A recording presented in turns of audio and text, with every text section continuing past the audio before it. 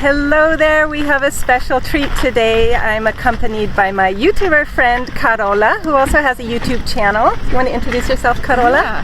Hi, my channel is about my life in Paris. I'm a German who moved to Paris 5 years ago. So I'll very often explore the city, or I'll look up filming locations of movies that were filmed in Paris, a lot of historical things, and generally just advice about living or visiting Paris. I am showing Carola around my home, Vienna, Austria. It's a German-speaking city, and I have a live specimen of Carola as a native German speaker. We're going to talk about a lot of ways that German has influenced American English. It's my very first time in Vienna. So I grew up in Germany, I'm living in Paris now, and I have never been to Vienna before, so this is very exciting. Yeah, even though they speak German here, it's a different kind of German, so I'm still curious if I will understand the locals. If you come to Austria, you probably shouldn't assume that Austria is part of Germany. So a lot of people ask Austrians if they speak Austrian, not knowing that Austria is actually a German-speaking country. But the identity is much different from the German identity. There are no kangaroos in Austria, so don't ask an Austrian if they have a kangaroo at home or if they've ever seen a kangaroo. Do they have kangaroos at the zoo? Yes.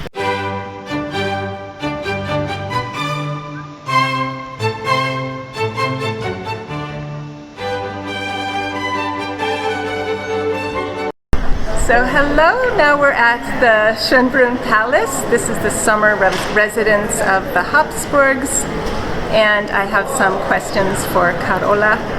So we are going to be talking about some vocabulary that comes from German speakers and was adopted by American English. Maybe also British English, but I'm focusing on American expressions today.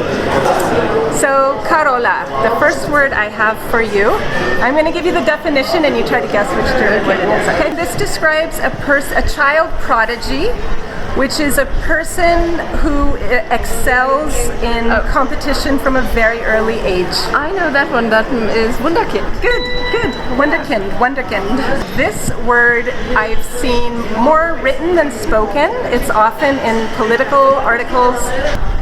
They use it to describe diplomacy or politics that are done not for ethical reasons, but for economic or for practical reasons. It's like making an exception for pragmatic reasons. It starts with an R. Raison? That's French. I don't know. It's Realpolitik. Oh, Realpolitik. Well, yeah. It does indeed mean pragmatic, so okay. Yes, that makes sense. But I didn't know that we were using that. Yeah, we use that word. The next one. Okay, this has a slightly different meaning in English from German, but in English this means a general fear and worry, fear and anxiety. Well, I guess Angst. Good. Does it just Angst? Or Angst. Okay, this one you'll get. Okay, this is a freeway where every American teenage boy wants to drive. Highway 66, but that is not German. It's a German one. Oh, the Autobahn. The Autobahn. Everyone knows the Autobahn. Does the Autobahn still not have a speed limit? Well, there are some parts of the Autobahn that don't have a speed limit, but then there are others that have like 120 kilometers. Still happens. Okay, should we take a break and go to the next place? Yeah. Let's move over. Okay, so you can have a look at the palace.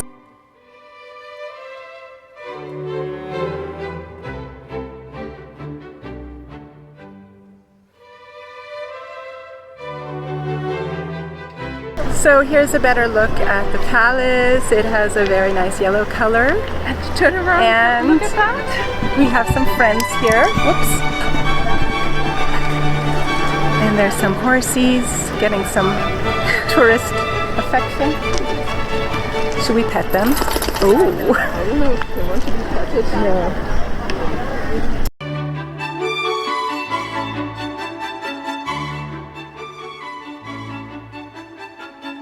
Okay, here we are in Vienna Stadtpark, and we're joined by my dear friend and student Doinita. Hi. Doinita is a wonderkind. She can speak English, German, French, Romanian, I'm learning German now.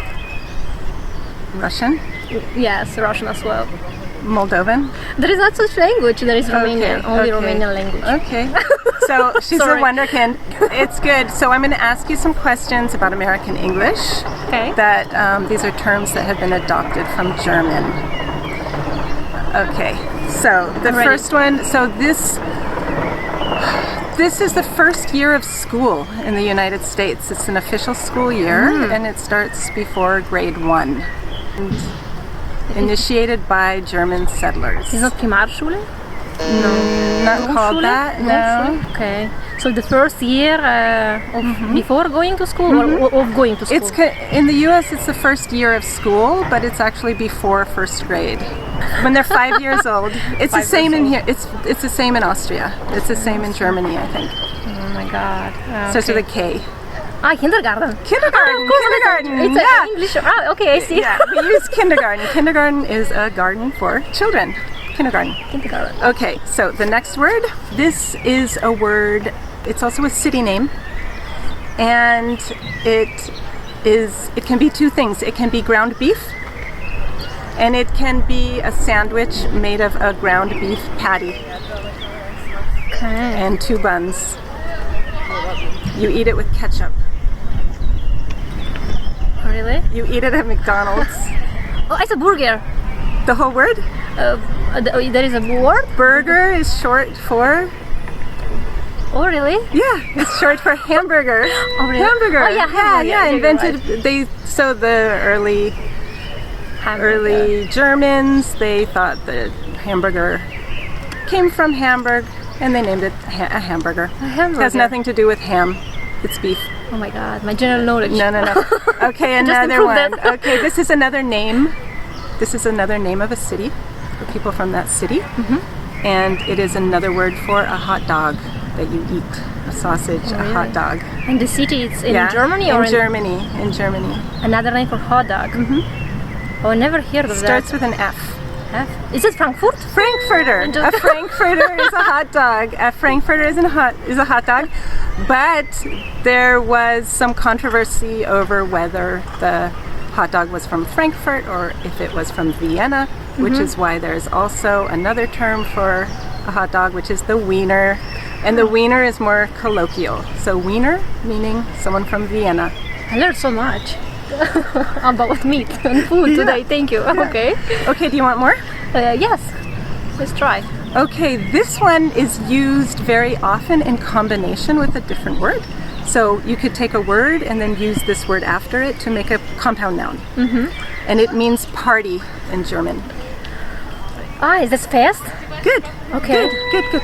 Oh. Okay, so it's not exactly a party. So a party is like a birthday party, and a fest is a gathering of people for some kind of specialized focus. A nerd fest, or a rock fest, or a horror fest. Like people gather to watch horror films. Do you want another one like that one? Yeah, the last one. Maybe the last one. Okay, this word. This is the German word for someone who is a master at something. Someone who is an expert. Okay, and the word is in German. Expert. Okay, it's not a specialist. No. It's similar to master. Meister. Meister. Yeah, we use the word Meister. Meister. Yeah, it's quite common. One who is knowledgeable about something specific. This is a new adoption from German. Cocktailmeister, a puzzlemeister, a dealmeister, and a dogmeister. Dogmeister. What is a dogmeister? Someone who is specialized in training dogs. In training. In training dogs. Like a dog expert. Do you use Weltschmerz as well? Weltschmerz? I'm not sure if I can, because I think I never experienced it really. What it means in essence, maybe that you are experiencing pain because you get aware of your own existence and the end of your own existence. Yeah, when you see someone who looks exactly like someone else you know, or exactly like you do. Like it could be a twin, but it's not. It's a German It's word. a German word. Yeah, and it's used as a double. Like if there's a film, doppelganger. doppelganger. That's also in use. So a doppelganger is a double, someone who looks like someone else, acts like someone else. So it can be in the form of a spirit as well. Doppelganger. I didn't know that. Yeah. This is a deep desire to travel, or a deep desire to keep wandering and not settle down. Wanderlust. Wanderlust, the general intellectual and moral climate of a generation or of an era. Oh, intelligentsia. No, it's more having to do with the era, the spirit of the era, how people feel. I'm sure if you would tell me, I would say, right. It starts with the Z. I'm not sure about that. Okay, it's zeitgeist. I see. Zeitgeist. Oh, I Okay. feel like that. This is what we say when someone sneezes. Like I sneeze. Gesundheit. Gesundheit. This is a mischievous ghost that lives in your house usually, and it's a ghost or spirit, and it plays tricks. It makes noises and it scares you. It's a poltergeist. Poltergeist. Thank you so much. Sure. Something that is tasteless or low quality. Something important. Like this statue. Starts with a K. Something old-fashioned and too sentimental and cute and. If you say it, I know it, but Kitsch. Kitsch. Yeah. Oh, yeah. We use kitsch. Yeah, okay, yeah. Okay, here's another one we use, also from Yiddish actually. If something is broken. If something is broken or exhausted, broken down. Kaput. Okay. This is a type of warfare, a type of war that is conducted very fast. Blitzkrieg. Blitzkrieg. It can also be used not just in warfare, but like a blitzkrieg media campaign. Yeah. It's like a Superman. It's like a superhuman being from the future. Übermensch. Übermensch. Yeah. Thank you. Yeah, no Great. problem. Thank you.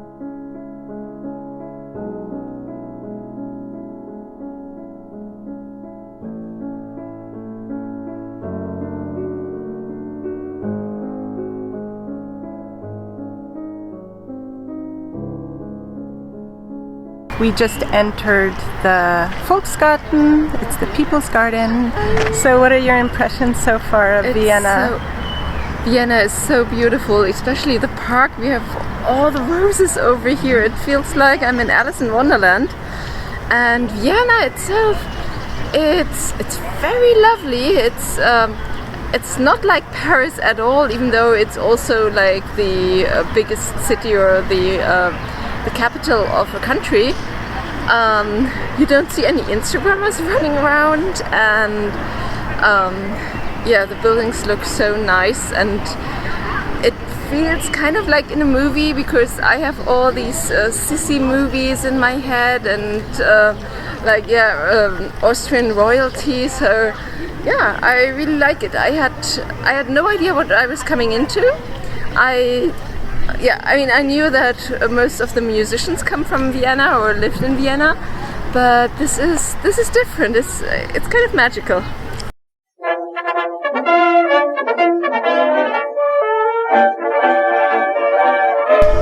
Yeah, I guess I just continue.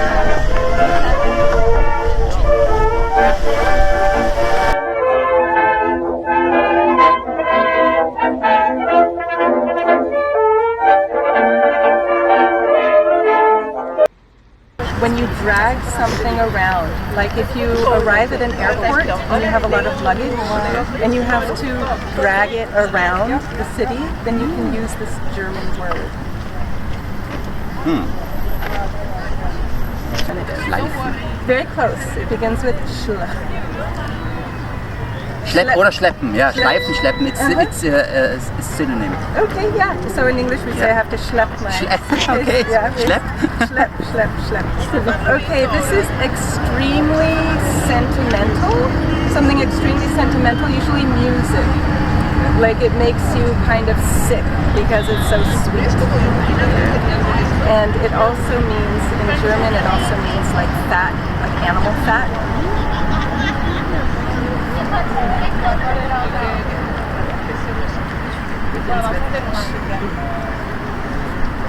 Schmalz, schmalzig. Ja, Schmalz, genau. Germans. Ah, okay. All of those are from the Germans. Thank you so much. Yeah. Thanks for joining us. So don't forget to check out Carola's YouTube channel, Carola Life in Paris, and say bye to Doinita, Bye. the Wunderkind.